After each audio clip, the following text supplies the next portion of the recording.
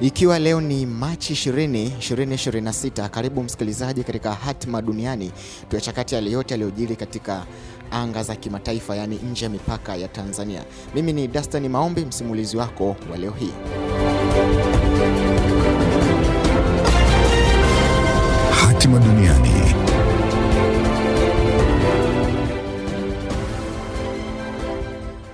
Tuanzie huko Tehran ambapo ndege ya kivita ya kimkakati aina ya F-35 ya jeshi la Marekani imelengwa kwa kombora na kuharibiwa vibaya ikiwa inaruka katika anga ya kati nchini Iran kwa lengo la kutekeleza mashambulizi. Kwa mujibu wa Pars Today, idara ya mahusiano ya umma ya jeshi la Walinzi wa Mapinduzi ya Kiislamu IRGC imetangaza katika taarifa yake kuwa siku ya Alhamisi asubuhi ndege hiyo ya kivita ililengwa na kupigwa na mfumo mpya wa kisasa wa ulinzi wa anga wa kikosi cha anga cha IRGC katika anga ya Irani ya kati na kuharibiwa vibaya. Taarifa ya IRGC inaongeza kuwa kufuatia kuangushwa kwa mafanikio kwa zaidi ya ndege zisizo na rubani 125 za Marekani na Israel zilizokiuka anga ya Iran, operesheni hiyo ya kuzuia inaonyesha mabadiliko madhubuti na yaliyolengwa katika mifumo jumuishi ya ulinzi wa taifa. Wakati huo huo, kamati kuu ya jeshi la Marekani CENTCOM imekiri kulengwa kwa ndege ya kivita aina ya F-35 ambayo ilikuwa ikitekeleza operesheni angani juu ya Iran wakati wa tukio hilo. Msemaji wa CENTCOM, Captain Tim Hawkins, amesema kuwa ndege hiyo ya kivita ya kizazi cha 5 yenye uwezo wa kujificha kwenye rada ilikuwa ikitekeleza kile kilichoelezwa kuwa operesheni ya kivita juu ya Iran, hali iliyosababisha ilazimike kutua kwa dharura, na kueleza kuwa ndege hiyo ilifanikiwa kutua salama na tukio hilo linaendelewa kufanyiwa uchunguzi. Na sasa tuelekee Ituri ambapo watu wasiopungua 8 wamekufa na wengine 17 wameokolewa wakati wa ajali ya boti iliyokuwa ikisafirisha abiria na mizigo kadhaa ilipozama katika ziwa Albert baada ya kukabiliwa na upepo mkali yapata saa 2 kutoka mahali pale eneo la Shomia mkoani Ituri kaskazini mashariki mwa DRC. Wawakilishi wa asasi za kiraia za eneo hilo wanasema mkasa huo ulitokea siku ya Jumatano usiku katika ziwa hilo Albert karibu na kijiji cha Kamutas eneo la Jugu mkoa wa Ituri, na kwamba hadi kufikia jana siku ya Alhamis watu 17 pekee ndio waliokuwa wameokolewa wakiwa hai, na kwamba miili ya watu 8 ilipatikana na makumi yao wengine hawajulikani walipo. Vyanzo hivyo vimesema jana kwamba manusura wa ajali hiyo wameendelea kupewa matibabu katika vituo vya afya huko Angumu mkoa wa Mahagi na Linga mkoa wa Jugu. Maafisa wa idara ya usafiri wa majini wanasema ajali hiyo ilisababishwa na upepo mkali, lakini pia kutokuwepo kwa hatua za kiusalama wakati wa upakiaji wa boti, ikiwa ni pamoja na kuvaa jaketi za kuokoa maisha. Kamishina wa ziwa Albert ambaye kwa sasa anaendelea na uchunguzi wa kina wa ajali hiyo ameahidi kutoa ufafanuzi zaidi kuhusu hali halisi ya ajali ya meli na kutangaza hatua za kuzuia majanga ya siku zijazo. Hatima Duniani, habari na matukio yote ya kimataifa. Kwingineko Kampala, waziri wa fedha na mipango na maendeleo ya uchumi wa Uganda Matia Kasaija amesema nchi hiyo inajiandaa kutumia vizuri sera ya ushuru sifuri ya China. Kasaija amesema hayo alipokutana na ujumbe wa benki ya Exim ya China iliyoongozwa na makamu wa rais wa benki hiyo Yang Dongning.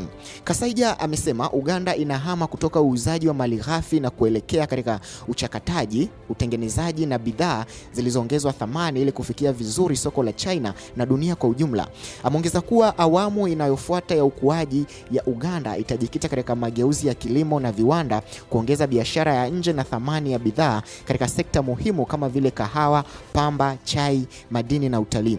Kwa upande wake, benki ya Exim ya China imerejea tena ahadi yake ya kuunga mkono maendeleo ya Uganda kupitia njia mbalimbali za ufadhili, ikiwemo ufadhili wa biashara, uwekezaji wa hisa na ushirikiano wa kimkakati.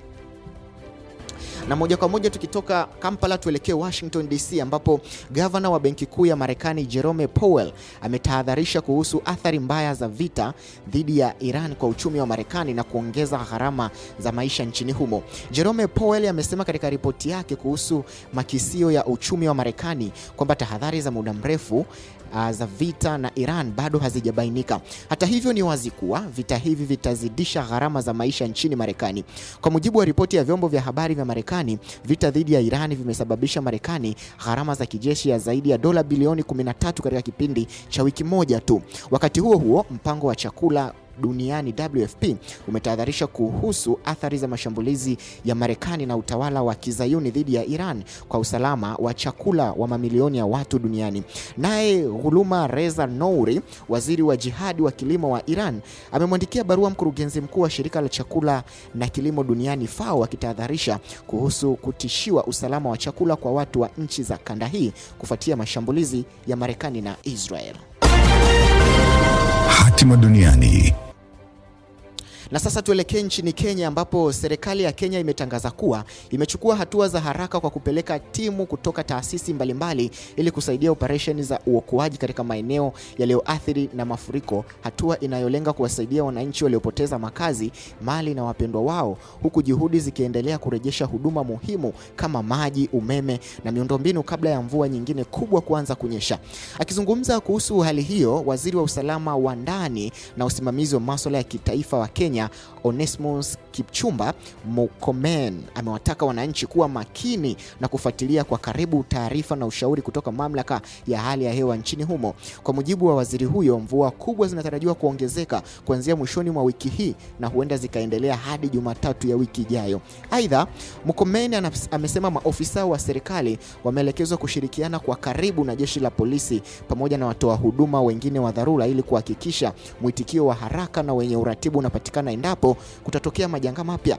Katika taarifa yake, waziri huyo pia amebainisha kuwa idadi ya watu waliopoteza maisha kutokana na mafuriko hayo imefikia 73 huku watu 7 wakiwa bado hawajulikani walipo, na serikali inaendelea na juhudi za kuwatafuta waliopotea pamoja na kutoa msaada kwa familia zilizoathirika na janga hilo.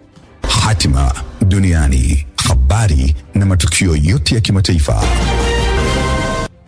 Kwingineko, Haifa, televisheni ya taifa ya Israel Kain TV News imeripoti kuwa vipande vya kombora kutoka Iran jana Alhamisi viligonga kiwanda kikubwa cha kusafishia mafuta cha Israel kilichopo Haifa kaskazini mwa nchi hiyo na kusababisha uharibifu na kukatika kwa umeme, huku mtu mmoja akijeruhiwa kutokana na kuvuta moshi. Pia siku hiyo hiyo, jeshi la walinzi wa mapinduzi ya Kiislamu la Iran IRGC lilisema moja ya mifumo yake ya ulinzi wa anga ilitungua ndege ya kivita ya Marekani aina ya F-35 katikati ya Iran na kuharibu vibaya ndege hiyo. Kwa mujibu wa televisheni ya CNN ya nchini Marekani, ndege hiyo ilitua kwa dharura kwenye kambi moja ya jeshi la Marekani katika Mashariki ya Kati baada ya kushambuliwa na Iran.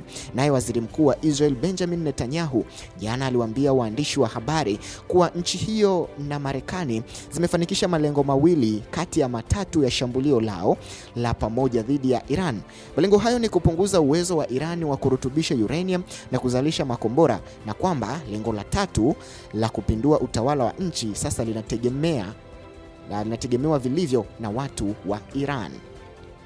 Hiyo ni taarifa kutoka huko Haifa. Na sasa msikilizaji, tumalizie hatima duniani ya taarifa kutoka Al-Taina, ambapo makundi mawili hasimu nchini Sudan yametupiana lawama kufuatia shambulizi la drone lililotokea katikati mwa mji wa Al-Taina ulioko Chad, ambapo watu 17 waliuawa katika tukio hilo ambalo limezua hofu kubwa ya kuongezeka kwa mvutano wa kiusalama katika ukanda huo, huku serikali ya Chad ikiahidi kuwafuatilia na kuwachukulia hatua waliohusika na shambulizi hilo.